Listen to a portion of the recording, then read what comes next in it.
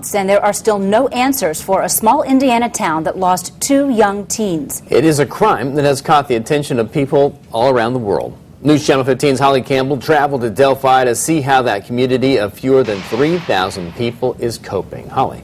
Soon after the bodies of 13-year-old Abby Williams and 14-year-old Libby German were found, their faces were all over the news around the world. The crime captivated people from every walk of life. But for the people of Delphi, Abby and Libby were more than those pictures. They were neighbors, friends, and family. And 3 months after losing 2 of their own, the small community is hoping for answers and peace.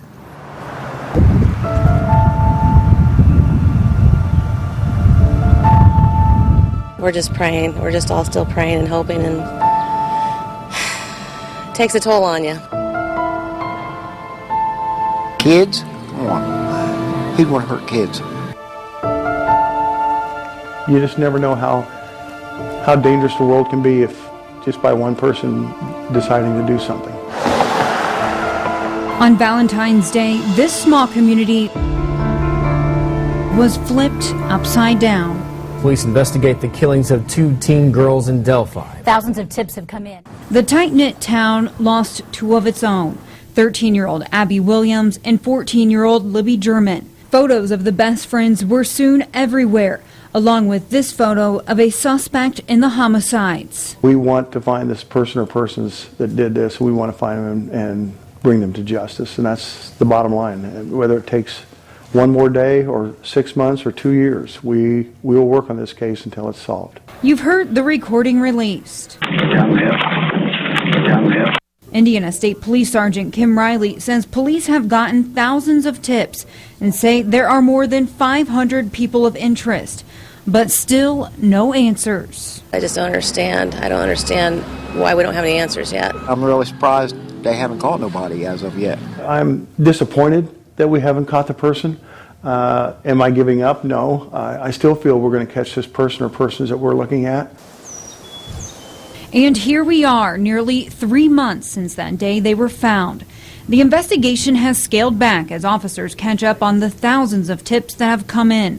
At one point, more than 100 officers a day were working the case. The day we visited, there were about 20 on duty. Time has passed, but the memory of Abby and Libby has not. It's never going to go away. Never going to go away.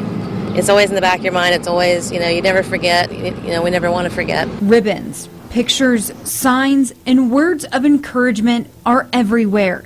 Several hung in the command center for those who need them most. I'll never forget how it affected me, how I look at my kids, how I look at now I got grandkids. They're not quite that old. Riley says the support from the community has never ceased. It's just really hard to imagine just how much this community has sacrificed, and they just continue to sacrifice even more to help us to get this case solved. You want that kind of peaceful feeling back that you used to have. And as the clock ticks on,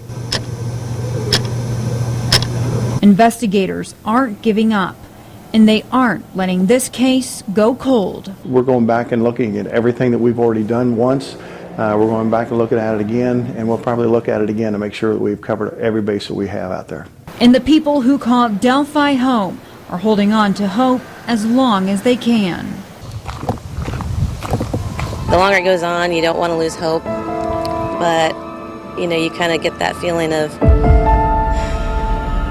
where are they going to find the answers? We just pray.